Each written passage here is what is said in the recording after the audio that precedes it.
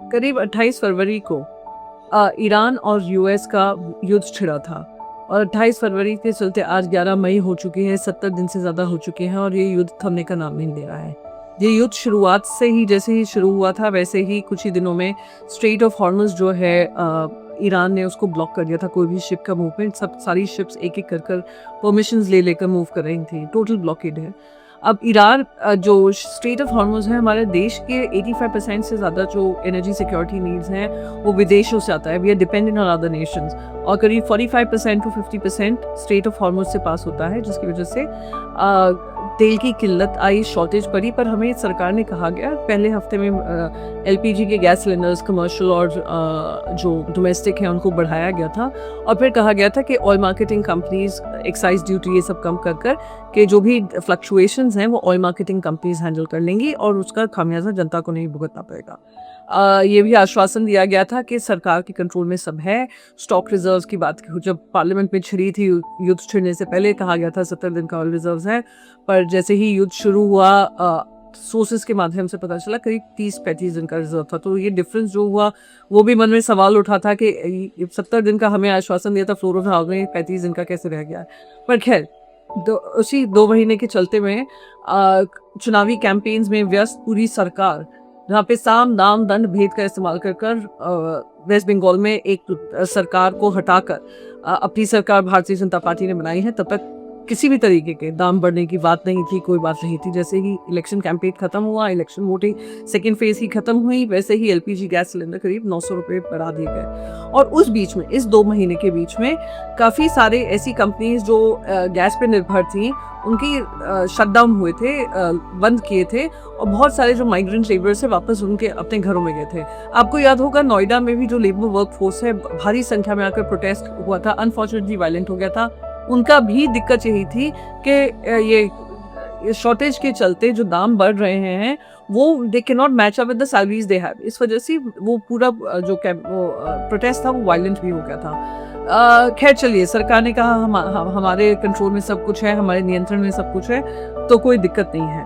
पर कल प्रधानमंत्री नरेंद्र मोदी जी ने एक रैली में चुनाव प्रचार खत्म होने के बाद ये बताने के बाद कि सब कंट्रोल में है, सरकार is in control, is in charge, 2 बड़ी ओथ टेकिंग सेरेमनी हुई वेस्ट बंगाल की हुई, जहाँ पे 21 मुख्यमंत्री बाकी राज्यों से आए। जो भारतीय जनता पार्टी के अलायंस है वो भी वहाँ पर पहुँचे, बहुत जोर शोर से किया।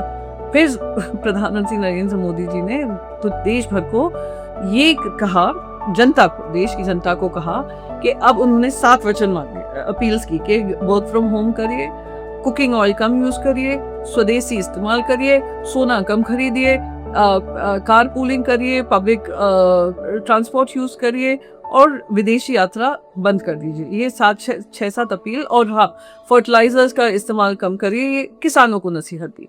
तो मैं तो बस ये पूछना चाहती हूँ, अगर सब देश की जनता करेगी तो सरकार की क्या जिम्मेदारी है, सरकार क्या करेगी? ऐसा क्यों नहीं है कि हमने कोई पॉलिसी ग्रेडेड फैशन में वो पॉलिसी बनाई होती कि हम लोग इस तरीके, हम ये स्टेप्स उठा रहे हैं। अचानक से जनता को ये कहना तो एक पैनिक वाली सिचुएशन होगी जो आप स्टॉक मार्केट में देख ही रहे हैं। तो मेरे तो सरकार से एक ही अपील रहेगी, चलिए जनता आपकी बात को लेकर क्योंकि आपने मांग की है तो जनता कोशिश कर ही लेगी, पर हमारी सरकार क्या कोशिश करेगी?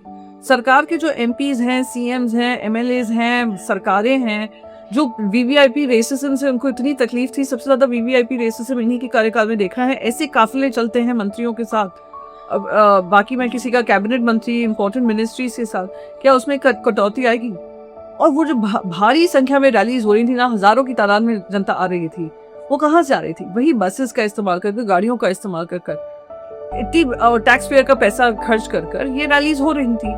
या सरकार जो पॉलिटिकल पार्टीज हैं वो खर्च कर रही थी, जो स्वेरिंग इन सेरेमनी थी वो टैक्स पेयर भर रहा था, वो भी वहाँ बड़ी संख्या में आए। 21 मुख्यमंत्री आए, प्राइवेट जेट से आए, प्लेन से आए, कमर्शियल प्लेन से आए।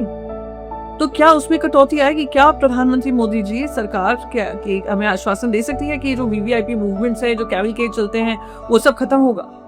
क्या ये जो बड़ी चुनावी रैलियां होती हैं उस पर पाबंदी लगाई जाएगी? Last but not the least, कल 12 तारीख है, कल हिमंता बिस्वा शर्मा जी की ओथ टेकिंग सेरेमनी है। क्या सरकार हमें आश्वस्त करेगी कि फिर से वो जो बड़ा जमावड़ा लगता है सब तरफ से देश भर से लोग आते हैं, उनके सारे अलायंस पार्टनर्स आते हैं, उनके मुख्यमंत्री आते हैं, भारी संख्या में आते हैं, जनता कुल आता है। वो जैसे हमें वर्क फ्रॉम होम की नसीहत दी जा रही है, क्या ये गवर्नर के कमरे में बैठकर एक ओट्स टेकिंग कर ले गवर्नर हाउस में, और वो सब लोग वॉच फ्रॉम होम करें, वो भी WFH हो जाए? अगर ये प्रॉमिस किया जा सकता है तो कहीं ना कहीं जनता को भी ये लगेगा कि सारा जो दोष है, जो सारी जो जिम्मेदारी है, जनता पे ना मर दी जाए, एंड खुद वॉक द टॉक सरकार कर रही है। If that is possible, that would be deeply appreciated. ये मैसेज कुछ अपनी खुद की पॉलिटिकल पार्टी लीडरशिप, अपने खुद के राज्यों में जो मुख्यमंत्री हैं उनको, सब पे ही अगर लागू होगी नसीहत तो कितना अच्छा होगा, इसी उम्मीद के साथ जय हिंद।